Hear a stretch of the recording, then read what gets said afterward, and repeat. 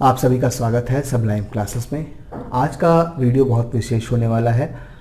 अभी तक जो आप देख रहे हो कि हमारा असिस्टेंट प्रोफेसर दो पार्ट में डिवाइड है। एक तो आपका जो सब्जेक्ट है वो, दूसरा जनरल पेपर का।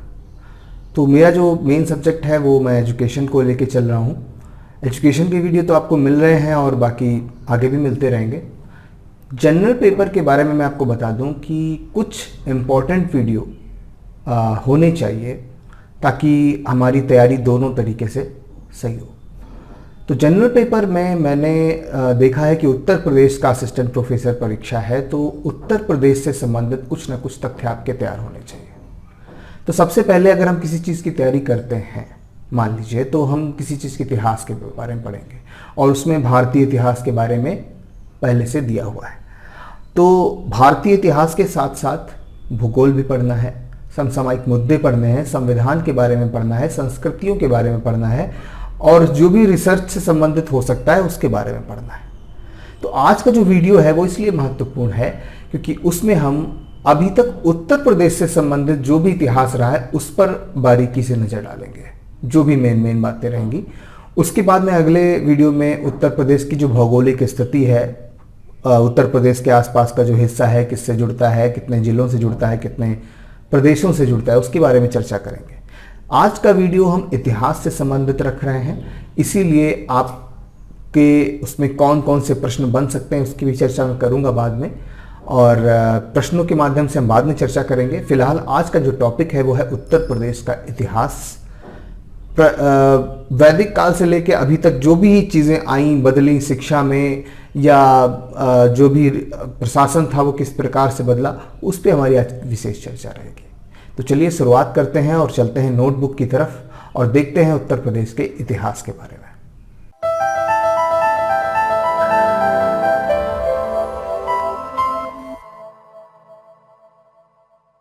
आज हम हिस्ट्री ऑफ उत्तर प्रदेश की बात कर रहे हैं और जहां तक हम इतिहास की बात करें तो उत्तर प्रदेश का इतिहास, जो कि प्रमुख रूप से राजनीति का भी केंद्र बिंदु रहा है, तो उसके बारे में जो भी आप तक अपने अभी तक जो भी इतिहास पढ़ा है वो उत्तर प्रदेश से कहीं ना कहीं जुड़ा हुआ है।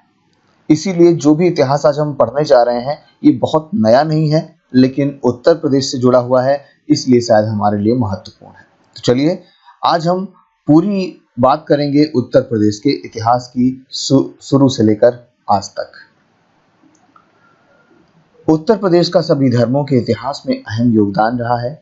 उत्तर प्रदेश आधुनिक भारत के इतिहास और राजनीति का केंद्र बिंदु रहा है।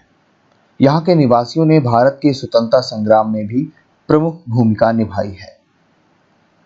उत्तर प्रदेश के इतिहास को निम्नलिखित 5 भागों में बांटकर अध्ययन किया जा सकता है: प्रागैतिहासिक एवं पूर्व वैदिक काल, हिंदू बौद्ध काल, मध्यकाल या मुस्लिम काल, ब्रिटिश काल और बाद में स्वतंत्रोत्तर काल यानी कि स्वतंत्र के बाद का समय। बात करते हैं प्रागैतिहासिक एवं पूर्व वैदिक काल की। उत्तर प्रदेश का ज्ञात इतिहास लगभग 4000 वर्ष पुराना है और यह आर्यावर्त का प्रमुख भाग था। आर्यावर्त मतलब भारत का जो पुराना नाम है जिसको हम आर्यावर्त कहते थे। रामायण में वर्णित तथा हिंदुओं के एक मुख्य भगवान राम का प्राचीन राज्य कोसल राज्य इसी क्षेत्र में था। कोसल जो राज्य था ये श्रावस्ती और अयोध्या से जुड़ा हुआ था। अयोध्या इसी राज्य की राजधानी थी। हिंदू धर्म के अनुसार भगवान विष्णु के 8वें अवतार भगवान कृष्ण का जन्म भी उत्तर प्रदेश के मथुरा शहर में हुआ था। प्रागैतिहासिक एवं पूर्व वैदिक काल की बात कर रहे हैं हम। समय के साथ साथ ही छोटे छोटे राज्यों में बंट गया और फिर बड़े साम्राज्यों गुप्त, मौर्य और कुषाण के शासन का अंग भी रहा। 7वीं शताब्दी में कन्नौज गुप्त साम्राज्य का मुख्य केंद्र रहा। जहां तक आपको पता होगा कि जो हमारा पूर्व वैदिक काल है उसी के आसपास जो हमारा भारत है उसमें 16 महाजनपद थे, जिसमें बहुत ज़्यादा उत्तर प्रदेश में थे, कुछ बिहार क्षेत्र में थे, कुछ मध्य प्रदेश में और उनमें से एक दक्षिण भारत में भी था। तो मैं आपको उसके लिए एक अलग से वीडियो प्रोवाइड कराऊंगा जिसमें उत्तर प्रदेश से संबंधित जो भी महाजनपद थे उनकी चर्चा करेंगे और जो बाकी जनपद होंगे उनकी भी चर्चा करेंगे। बौद्ध काल 7वीं शताब्दी ईसा पूर्व के अंत से भारत और उत्तर प्रदेश का व्यवस्थित इतिहास आरंभ होता है, जब उत्तरी भारत में 16 महाजनपद की श्रेष्ठता की दौड़ में शामिल थे। इनमें से 7 वर्तमान उत्तर प्रदेश की सीमा के अंतर्गत थे। बुद्ध ने अपना पहला उपदेश वाराणसी के निकट सारनाथ में दिया था और ऐसे धर्म की नींव रखी जो न केवल भारत में बल्कि चीन और जापान जैसे दूर देशों में फैला। 5वीं शताब्दी ईसा पूर्व से 6वीं शताब्दी ईसा तक उत्तर प्रदेश अपनी वर्तमान सीमा से बाहर केंद्रित शक्तियों के नियंत्रण में रहा। पहले मगध, जो वर्तमान बिहार राज्य में स्थित था, उसके बाद उज्जैन, जो वर्तमान मध्य प्रदेश राज्य में स्थित है, और इस राज्य पर शासन कर चुके इस काल के महान शासकों में चंद्रगुप्त प्रथम, अशोक जो मौर्य सम्राट से संबंधित थे, और उसके बाद समुद्रगुप्त और उसके बाद चंद्रगुप्त द्वितीय। इसी काल में दौरान जो बौद्ध संस्कृति थी उसका और उत्कर्ष हुआ। अशोक के शासनकाल के दौरान बौद्ध कला के स्थापत्य और वास्तुशिल्प प्रतीक अपने चरम पर पहुंचे। गुप्त काल के दौरान हिंदू कला का भी अधिकतम विकास हुआ। एक अन्य प्रसिद्ध शासक हर्षवर्धन, जिन्होंने कान्यकुब्ज जो कि आज कन्नौज में स्थित है, उसको अपनी राजधानी से समूचे उत्तर प्रदेश, बिहार, मध्य प्रदेश, पंजाब और राजस्थान के कुछ हिस्सों पर इन्होंने शासन किया। लगभग 647 ईस्वी में हर्ष की मृत्यु के बाद हिंदूवाद के पुनरुत्थान के साथ ही बौद्ध धर्म धीरे धीरे पतन होता चला गया और इस पुनरुत्थान के प्रमुख रचयिता दक्षिण भारत में जन्मे शंकराचार्य जी थे, जिन्हें शंकर के नाम से भी जाना जाता है, जो वाराणसी पहुंचे और उन्होंने उत्तर प्रदेश के मैदानों में यात्राएं की और हिमालय में बद्रीनाथ में प्रसिद्ध मंदिर की स्थापना की। इसे हिंदू मतावलंबी चौथा और अंतिम मठ मानते हैं। मुस्लिम काल की बात करें तो 1000 ईस्वी से 1030 ईस्वी तक मुसलमानों का आगमन हो चुका था, लेकिन उत्तरी भारत में 12वीं शताब्दी के अंतिम दशक में ही मुस्लिम शासन स्थापित हो गया था, जब मोहम्मद गोरी ने गढ़वालों, जिनका उत्तर प्रदेश पर शासन था, और अन्य प्रतिस्पर्धी वंशों को हराया था।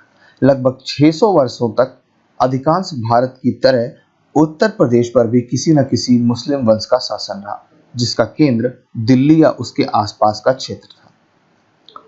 1526 में बाबर ने दिल्ली के सुल्तान इब्राहिम लोदी को हराया और सर्वाधिक सफल मुस्लिम वंश मुगल वंश की नींव रखी। इस साम्राज्य ने लगभग 200 वर्षों से भी अधिक समय तक शासन किया।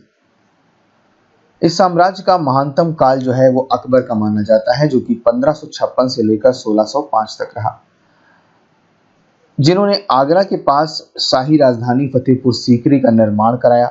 शाहजहां ने आगरा के ताजमहल को बनवाया, जो विश्व में महानतम वास्तुशिल्प के नमूनों में से एक माना जाता है। शाहजहां ने आगरा और दिल्ली में भी वास्तुशिल्प की दृष्टि से कई महत्वपूर्ण इमारतें बनवाई थी।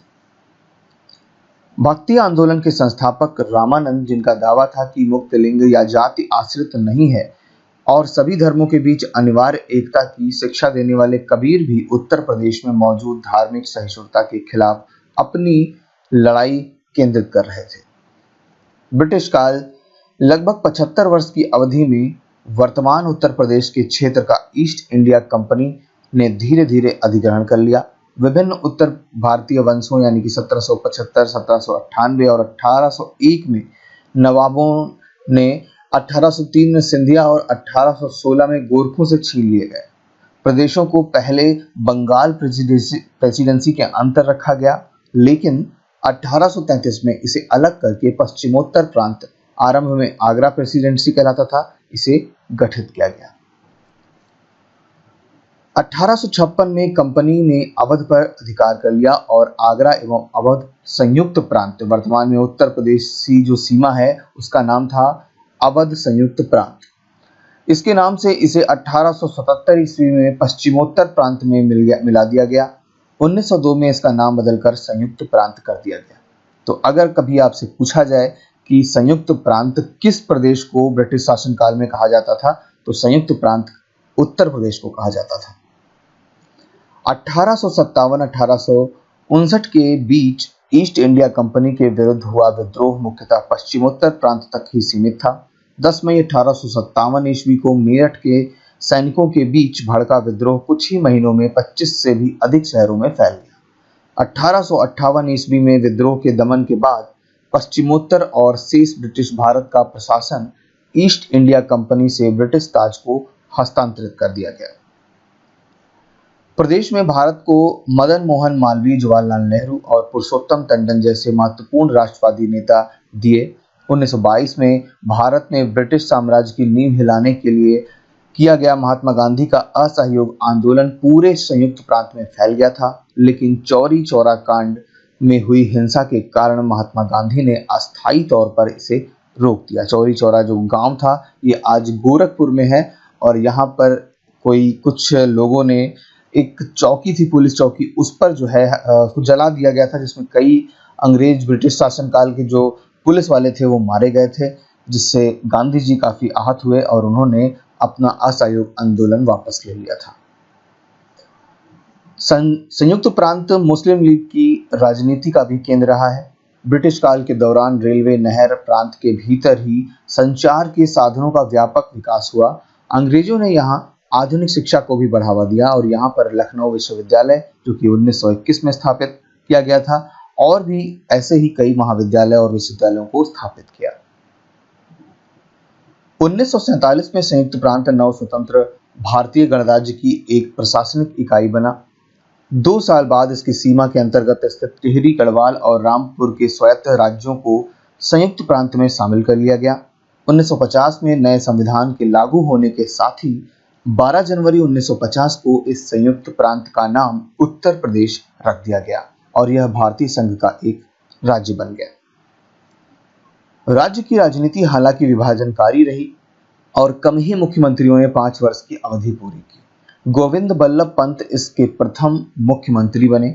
अक्टूबर 1963 में सुचेता कृपलानी उत्तर प्रदेश एवं भारत की प्रथम महिला मुख्यमंत्री बनी। नवंबर 2000 में उत्तर प्रदेश के पश्चिमोत्तर हिस्से में उत्तरांचल के नए राज्य का, जिसमें कुमाऊं और गढ़वाल के पहाड़ी क्षेत्र शामिल थे, उसका गठन किया गया, जिसका नाम बाद में बदलकर उत्तराखंड कर दिया गया। तो ये था आज हमारा उत्तर प्रदेश का इतिहास, जिसके बारे में हमने चर्चा की और आज से हम इसकी सीरीज शुरू कर रहे हैं। तो जो भी महत्वपूर्ण होगा उत्तर प्रदेश के बारे में, हम उससे संबंधित तथ्य आपके सामने लाएंगे। धन्यवाद।